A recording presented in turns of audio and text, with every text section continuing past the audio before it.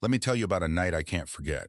It was late. The cell phone was in her hand, the screen on, her heart tight, a message sent. Two little lines, no response. The person was online, you knew that, you saw it, and even so, silence. But the worst thing was not her silence. The worst was what you did next. You sent another message, then one more. He tried to call. He waited. He invented a reason to appear. He apologized for something he hadn't even done wrong. He diminished himself to appear less threatening, less intense, easier to love. You ran, and the person left anyway. If you've never lived exactly that, you've lived something similar. A friend who disappeared without explanation. A family member who walked away and you were left wondering what you did wrong. A love that has gone away and you have spent months, maybe years, trying to understand how you could have acted differently to make it stay. And at the bottom of it all, a question that hurts more than any answer. Why am I never enough to make people stay? This question has destroyed people inside in a silent and devastating way. It does not appear on x-rays, there is no diagnosis in the ICD. But it erodes self-esteem, poisons new relationships before they even begin, and keeps intelligent, capable grown-ups trapped in a cycle of emotional chase that never ends in real love. It always ends in exhaustion, rejection, or worse, a relationship where you're tolerated, not chosen. But what you will discover in this video will completely change the way you see it all.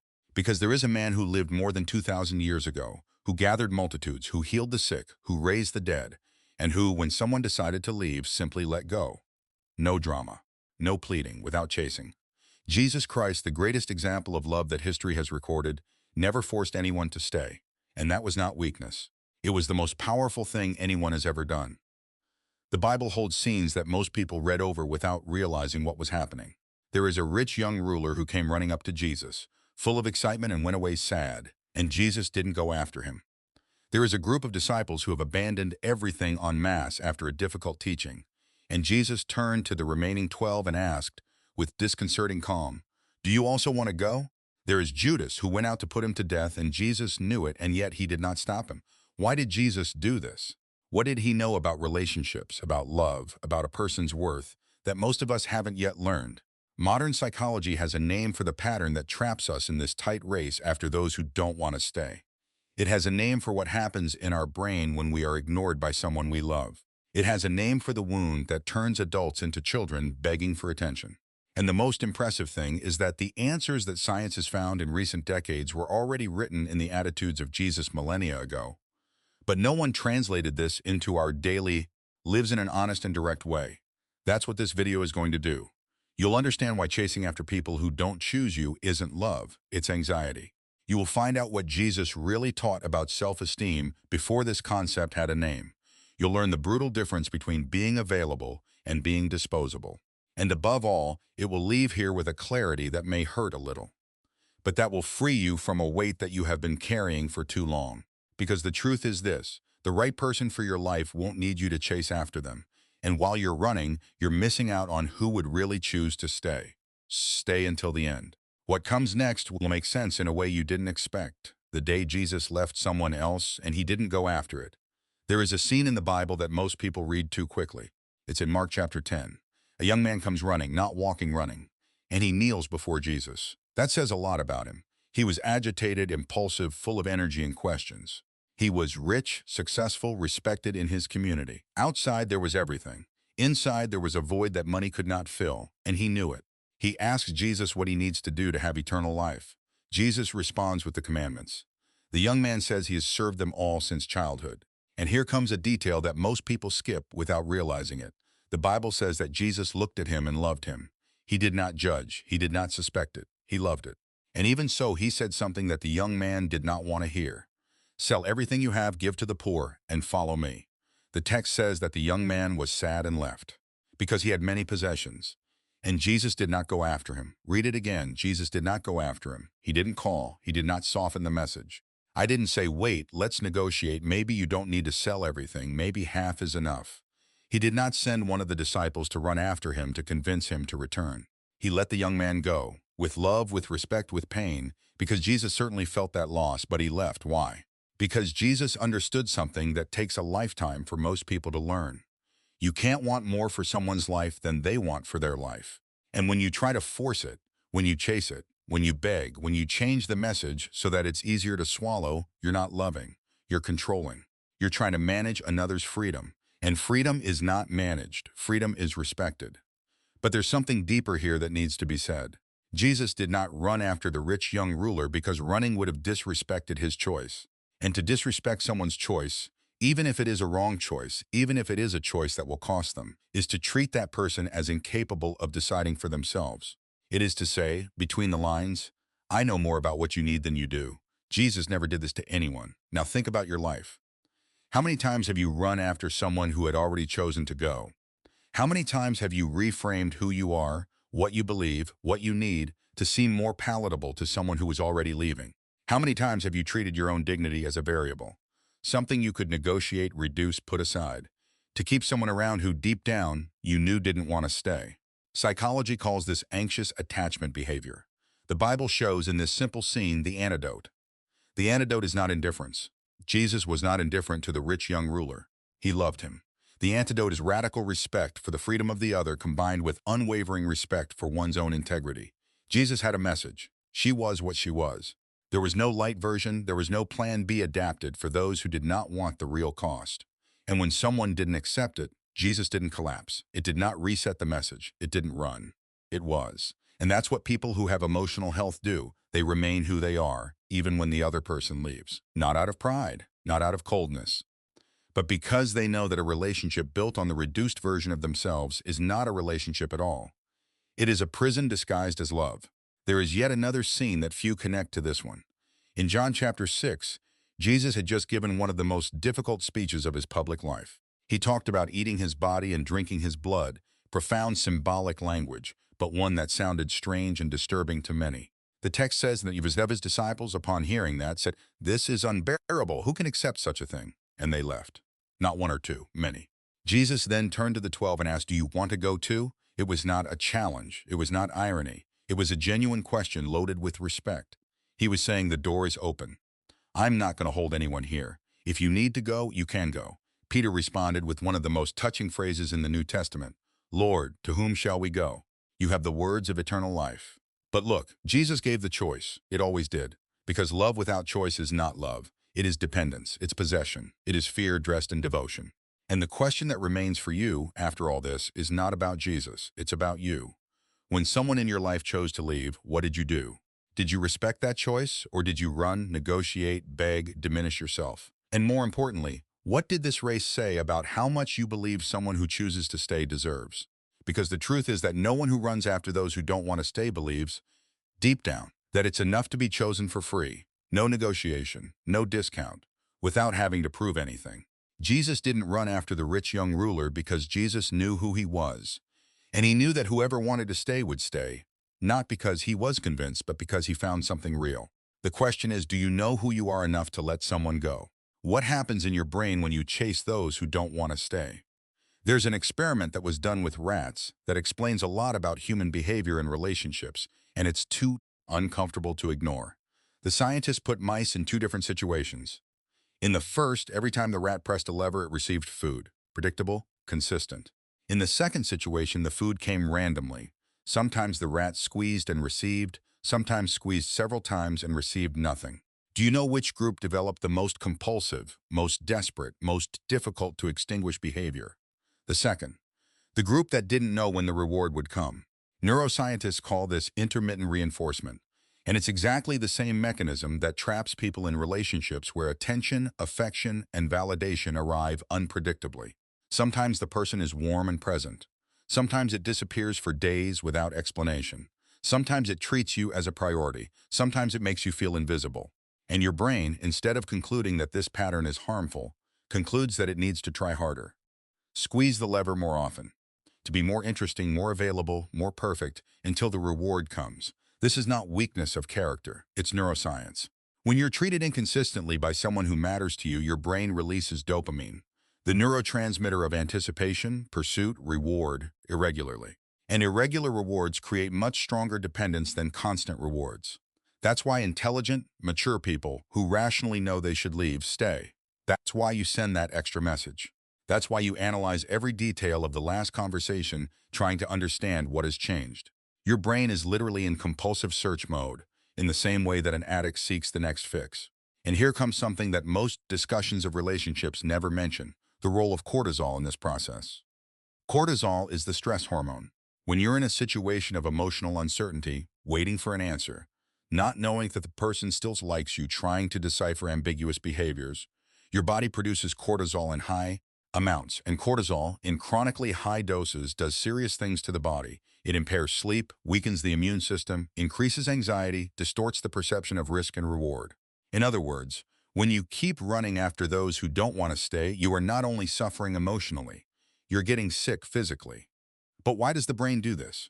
Why doesn't he simply recognize the destructive pattern and stop? Because the human brain has been programmed, over millennia of evolution, to treat social rejection as a threat to survival. For our ancestors, being excluded from the group meant death, no protection, no food, no reproduction. The primitive brain does not distinguish between "this person will no longer talk to me" and "my life is in danger." The pain of rejection activates the same neural regions as physical pain. It is not a metaphor, it's literally the same circuit. So when someone you love walks away, your nervous system goes into alarm mode. And the instinctive response to an alarm is to take action, to do something to eliminate the threat, to go after it, try to fix it, try to convince, try to be enough. The problem is that this system was designed for real, physical, immediate threats. It is not designed to deal with someone who just doesn't choose you. And when you let this primitive system run your relationships, you act as if your survival depends on the approval of a specific person, which is never true, but feels exactly that way. Now look what biblical psychology has to say about this. Psalm 23 has a phrase that became famous, but that few understand in the depth it deserves. Even if I walk through the valley of the shadow of death, I will fear no evil. What is this valley?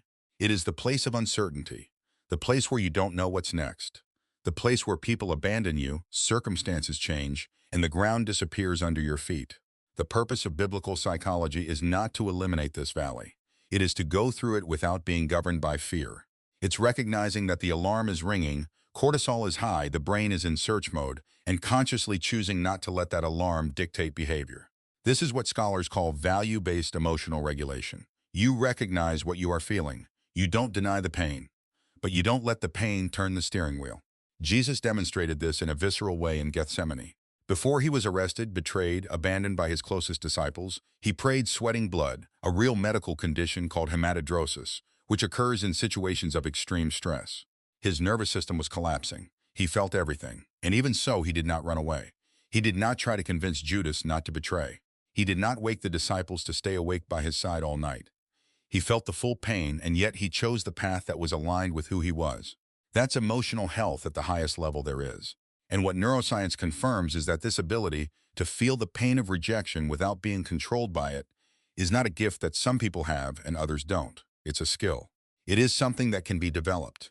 But it only starts to be developed when you stop treating each absence as an emergency that needs to be solved immediately.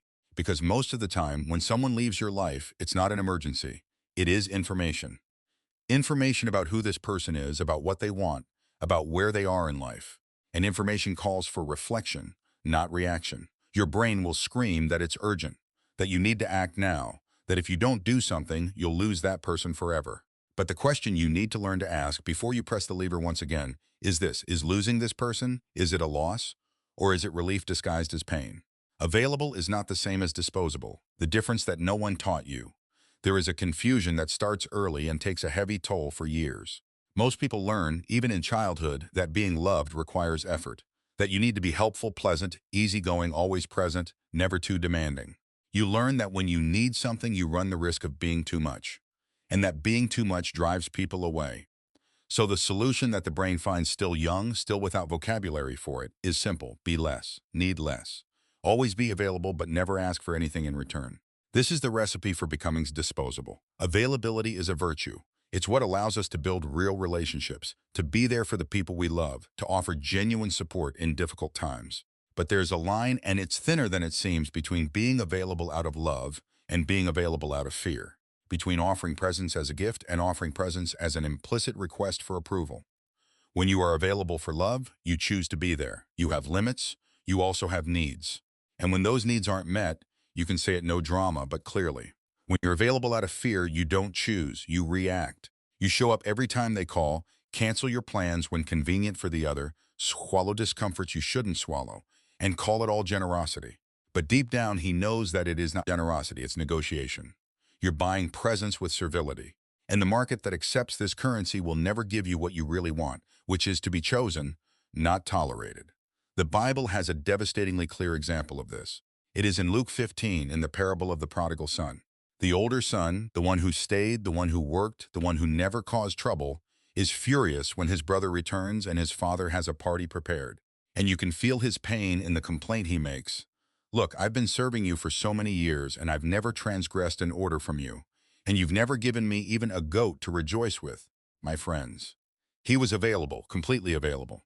But it was available in the wrong way, hoping that its availability would be a bargaining chip, that his constant service would generate a debt in his father that would eventually be paid. And when he felt that it wasn't, he exploded. His father does not reprimand him. He says something that is both comfort and diagnosis. Son, you are always with me, and all that is mine is yours. In other words, you've always had it all. You didn't have to serve to deserve it. You never had to buy what was already yours. This is what the disposable person can never believe, that he is enough without having to do anything to prove it, that its presence in itself already has value, that you don't need to always be available, always agreeing, always making life easier for the other, to deserve to be loved. Modern psychology calls healthy boundaries what the Bible calls integrity. And both point to the same thing. A person who knows who they are does not need to dissolve into the other to be accepted. Jesus had extraordinarily clear boundaries. He would step away from the crowds to pray, even when there were people in need of healing, even when the disciples said everyone else was looking for him. He slept in the boat as the storm mounted, while the disciples panicked. He didn't show up immediately when Lazarus fell ill. He waited 2 days, leaving Lazarus' family in anguish, because he had a greater reason for that delay. Jesus was not infinitely available, and no one ever doubted his love. This destroys a myth that many people carry, that loving someone means always being accessible, always willing, always prioritizing the other above all else. This is not love, this is codependency. And codependency, unlike it seems, doesn't make the other feel loved. It makes the other feel suffocated, or worse, bored. Because when someone doesn't have edges, they don't have texture. And without texture, there's nothing to hold on to. Think of water and rock. The water adapts to any container. She can't resist. It has no form of its own. And you drink water, you use water, but you don't fall in love with water. Now think about the rock. It has form. There is resistance. It does not give in easily. And precisely because of this, it occupies space. It occupies presence in a way that water never can. Being a person with limits, with opinions, with needs, with the ability to say no, that doesn't keep the right people away. It drives away people who only stayed because you were convenient.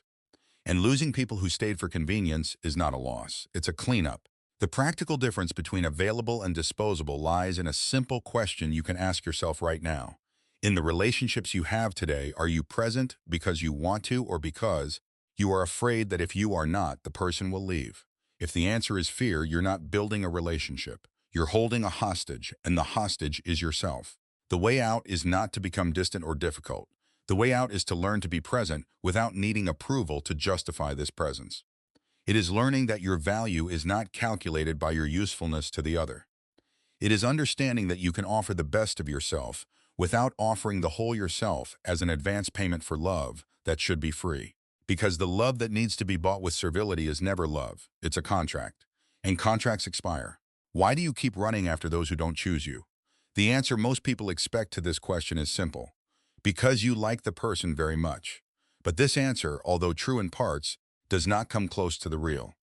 You don't run after people who don't choose you because you like them. You run because something inside you believes that the problem is you, and that if you try a little harder, if you adjust a detail here, if you improve that characteristic there, the person will finally see you as enough.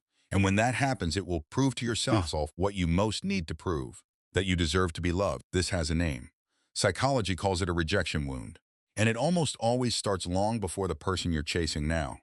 Think about the first time you felt like you had to work hard to be loved. It probably wasn't in a romantic relationship. It was at home. It was with a father who only praised you when you got a good grade.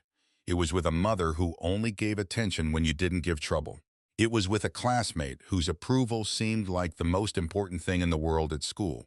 It was at some point in childhood or adolescence when the message arrived, not necessarily in words, but clearly in gestures, in silences, in absences, that love was conditional. Conditional on performance, conditional on behavior, conditional on you being a specific way. And your brain, which is extraordinarily good at learning patterns, has learned love is something you earn, not something that is received for free. This pattern settles so deep that decades later, when someone treats you with indifference or ambiguity, your nervous system doesn't read it as, this person might not be for me. It reads as, I'm failing again. And the automatic response to fail is to try harder. The problem is that trying harder with the wrong person never solves the original wound. You can win the approval of 100 people who didn't choose you in the first place, and still the wound will be there. Because you weren't trying to win those people over. You were trying symbolically to win over the one who made you feel insufficient for the first time. And that person has long since left the scene. The Bible has a name for this cycle. It is embedded in the story of Jacob. Jacob spent years working to win Rachel, the woman he loved. He worked 7 years for her, was deceived and received Leah, worked 7 more years, 14 years of life given over to the search for one person. And the Bible doesn't romanticize that.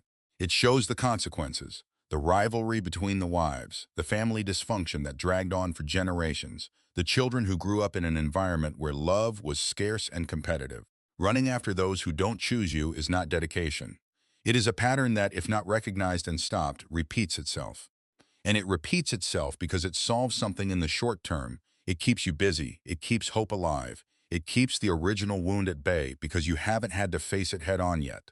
But as long as you run, you don't stop. And stopping is exactly what would need to happen for healing to begin. What interrupts this cycle is not finding the right person. It's asking a different question. Instead of, what do I need to change in order for this person to choose me?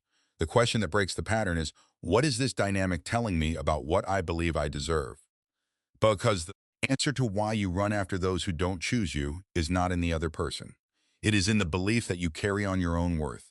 And this belief was formed before you were mature enough to question it, which means that you have accepted it as truth without ever having chosen to accept it.